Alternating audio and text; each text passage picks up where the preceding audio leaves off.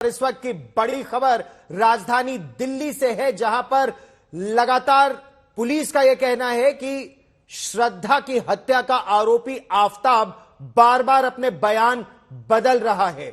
इसीलिए पुलिस अब सबूतों को तलाशने के लिए काफी मेहनत कर रही है। पुलिस ने आज लगातार तीसरे दिन मेहरौली के जंगलों में खाक छानी और श्रद्धा की लाश के टुकड़ों को खोजने का प्रयास करती रही। पुलिस और सबूतों को तलाशने का भी प्रयास कर रही है। खासतौर पर पुलिस यह पता लगाने की कोशिश कर रही है कि श्रद्धा का मोबाइल फोन इस समय कहां है। जिस हथियार का, जिस चाकू का इस्तेमाल करने का आरोप आफताब पर लगा है, श्रद्धा के शरीर के टुकड़े करने में वो चाकू कहां है। आफताब के फ्लैट से केवल एक जगह खून के कुछ धब्बे मिले हैं। यह बड़ी खबर है। आफताब ने कमरे को जबरदस्त तरीके से साफ किया था। और ज्यादा जानकारी के लिए आपको सीधे लिए चलता हूं मैं मेरे सहयोगी शम्स ताहिर खान और आज तक की पूरी टीम।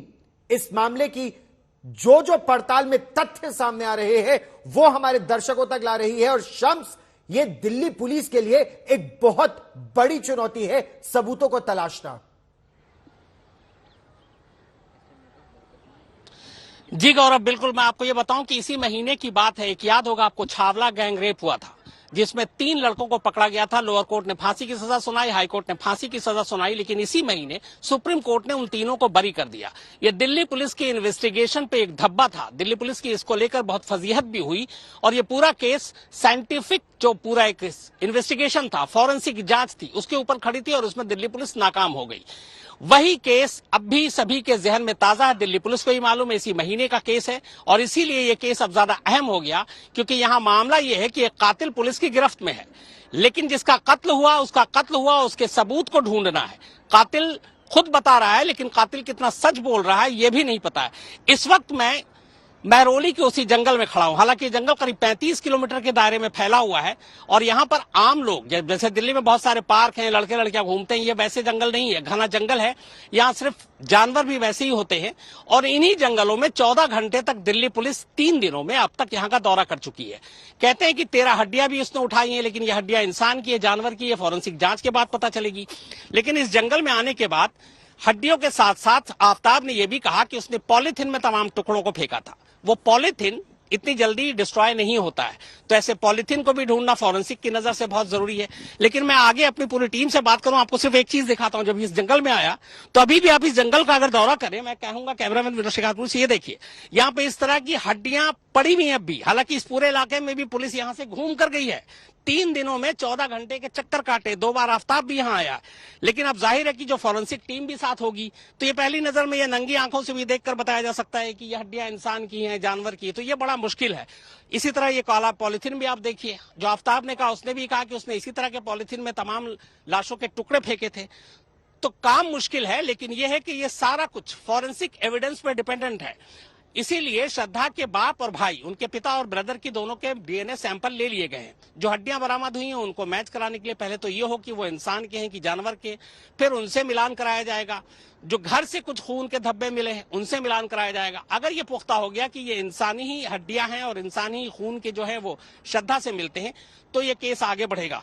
लगातार इस जंगल में हिमांशु मिश्रा और चिराग गोटी भी इस खबर पे लगातार लगे हुए हैं। सबसे पहले मैं हिमांशु आपसे जानना चाहूंगा, दिल्ली पुलिस की टीम यहां पर आई लगातार 3 बार, आप लगातार साथ थे, उन्होंने जंगल में आके क्या किया, क्या कर रहे थे आप, जो देखा आपने, अगर हमारी आप पूरे दर्शकों को बताएं। सबसे पहले तो पुलिस जो लेकर के आई थी, वो पुलिस जो है वो आइडेंटिफाई करवाई उन जगहों को जहां पर आफताब ने उन हड्डियों को फेंका था। और उसके बाद पुलिस ने जब वहां ढूंढा तो कुछ पार्ट्स तो मिले, लेकिन कुछ पार्ट्स वहां पर नहीं मिले। और वजह यह है कि यहाँ पर जंगली जानवर बहुत है, जंगली कुत्ते हैं, बताया जा रहा है कि सियार टाइप के भी जानवर यहाँ पर हैं। तो हो सकता है क्योंकि बीच में बरसात आई, जून महीने में उसने फूका, जून जुलाई बरसात आई, गर्मी आई, तो वो वहीं पर नहीं पड़े रहे। और यही वजह है कि पुलिस ने जैसे एक लोकेशन अगर उसने बताया, मान लीजिए यही जगह, तो इस पूरे इलाके के 100 मीटर के दायरे में पुलिस ने उस सबूत को ढूंढा। जो पन्नियां मिली जिसमें संभव था कि इसमें वो टुकड़े हो सकते थे, उन पन्नियों को और 13 टुकड़ों को पुलिस ने यहाँ से उठाया है, जिनकी जांच होनी बाकी है। चिराग, जैसे बताया हिमांशु ने, लगातार पुलिस की टीम आ रही है आपके सामने, ये यहाँ पड़ा हुआ। मेरा मानना है कि पुलिस ने भी शायद देखा होगा, मुझे नहीं मालूम क्योंकि मैं उस वक्त नहीं था, हिमांशु यहाँ पे था, फॉरेंसिक टीम भी साथ में थी ताकि वो पहचान कर सके। तो क्या इस तरह की हड्डियां जिस तरीके की यहाँ बिखरी पड़ी हैं, उनमें उन लाशों के टुकड़ों को ढूंढना, जो वो आफ्ताब बता रहा, जो ये भी नहीं कहा जा सकता कि बिल्कुल सच बता रहा, मुश्किल है। और ये भी याद रखिए कि 6 महीने पुरानी बात कर रहे हैं हम। सर 6 महीने पुरानी बात। दूसरा, अगर आप, ये जंगल है, इतना घना जंगल है कि अगर मैं एक सीधा चला जाऊं तो मुझे लेफ्ट और राइट का पता नहीं होता। तो ऐसे में वो रास्ता जो बता रहा है, पहले तो वो तय करना कि वो सही रास्ता बता रहा है या नहीं। दूसरा, ऐसी सैकड़ों हड्डियां पड़ी हैं। अब उस समय 6 महीने पहले फेंकी गई, जैसे हिमांशु बता रहे थे, बारिश, तमाम वेदर चेंजेस हुए, तो ऑब्वियसली यहाँ रहेंगी नहीं रहेंगी, और फिर जांच होगी तो वो हड्डियां उनकी है नहीं है, ये सारी इन्वेस्टिगेशन की बात है।